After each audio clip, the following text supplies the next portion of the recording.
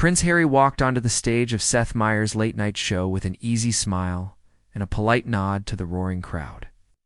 Dressed in a tailored dark suit and holding a calm expression, he looked prepared for a light-hearted evening promoting his latest mental health initiative and memoir. Seth welcomed him warmly and began with a few harmless jabs about royalty, reality, and British stoicism. Harry laughed along gracefully, but everything shifted when Seth suddenly brought up a recent tabloid scandal involving the royal family not covered in Harry's book. "A beat passed," Harry replied calmly. "That's not something I came here to discuss," Seth smiled. "Oh, come on, man. If you're going to tell your story, you might as well tell all of it." The audience chuckled, but Harry's smile faded slightly. "I share what matters, Seth. I'm not here for gossip." Seth grinned wider. "But you do know gossip sells." Harry leaned back and for a second said nothing. Seth continued poking. "So let me get this straight. You left the royal family for peace, and now you're touring talk shows with a memoir full of secrets. Isn't that a bit ironic?" Harry stared at him briefly and answered, "The difference is I chose honesty over silence." Seth smirked. "That honesty comes with a Netflix deal and book sales, right?" Harry leaned forward softly but firmly. "And yours comes with punchlines. I guess we both sell something." The crowd shifted uncomfortably. Seth tried to steer the moment with humor. "Let's just agree that we both like attention." Harry did not smile. "You invited me to speak, not be mocked." The tension grew sharper. Seth responded lightly.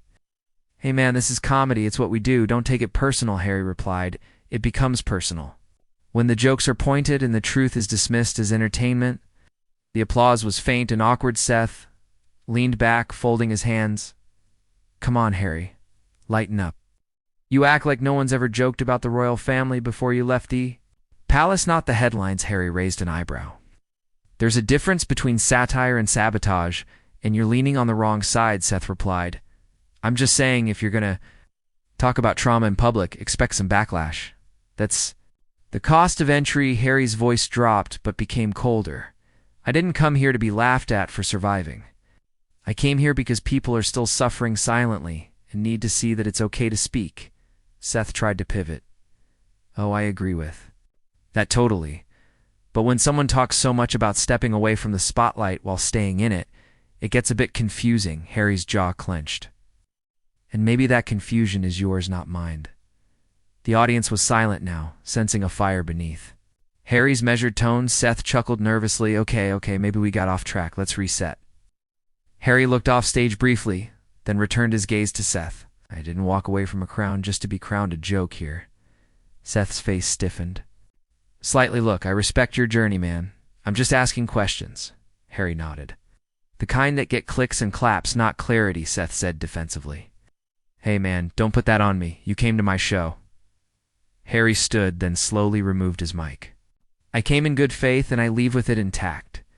You want a royal punchline? Not a real conversation? Well, congratulations, Seth." That line hit like a thunderclap. The crowd gasped. Seth opened his mouth to respond, but Harry was already walking off stage, head high, shoulders square. By the time the commercial break started, the internet was already buzzing. Clips from audience phones flooded social media within minutes. Hashtags like "Prince Harry storms off," "Astphius Harry," and "Royal Exit 2" trended worldwide. Memes exploded overnight. Some showed Harry walking off superimposed with flames. Others showed Seth looking shocked with captions like, "When the Duke went off." Reactions were split. Some praised Harry for keeping his dignity. Others accused him of being overly sensitive. Meanwhile, late-night fans debated whether Seth had crossed a line or simply done his job as a comedian. Online think pieces popped up arguing about the ethics of comedy trauma and the boundaries of interviews. The moment had passed, but the fire had only started. Seth addressed the controversy in the next episode with a mix of sarcasm and defensiveness, saying, "Well, folks, Prince Harry came and left faster than my last date." He chuckled, but the laugh from the audience was thinner than usual. He added, "Look, I have nothing against the guy. I just ask questions." But the tone had shifted across his platform. Commenters flooded the show's page with mixed opinions. Some said he humiliated a guest who opened up about real struggles. Others defended him as equal opportunity satire. Meanwhile, Harry posted nothing, said nothing, and released no statement.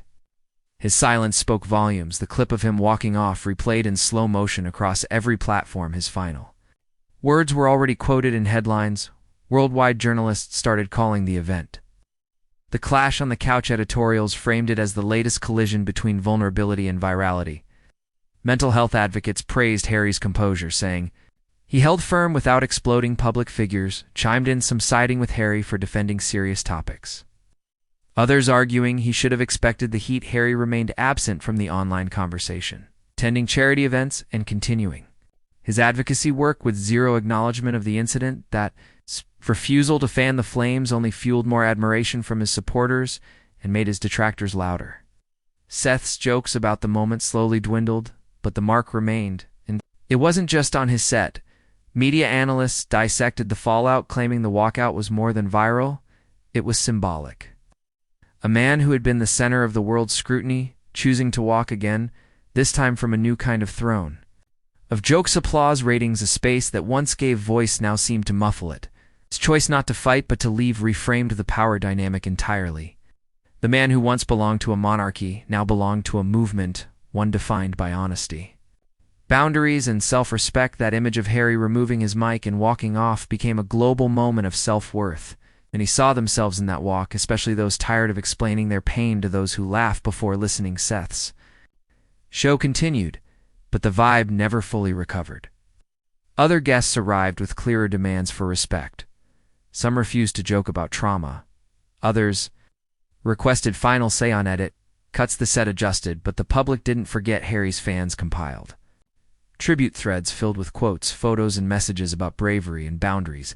Late-night hosts across networks debated how far was too far in interviews and whether entertainment had lost its empathy. The line between mockery and message was suddenly clearer than ever, and Prince Harry had redrawn it by simply leaving. The world began to rethink what dignity looked like on live television and who truly held the power in the room. Weeks later, the clip still circulated, not as scandal, but as statement, a reminder that storms don't always come with noise. Sometimes they come with silence, with stillness, with the sound of a mic being unclipped and a man walking away. Prince Harry didn't yell, didn't lash out, didn't beg for sympathy. He just left. That walkout became more than a moment. It became a metaphor for reclaiming peace in a world obsessed with provocation. In choosing to walk away, Prince Harry reminded millions that strength isn't always in staying seated. Sometimes the bravest act is knowing when to rise, when to stop speaking, and when to let your silence carry the weight your words cannot.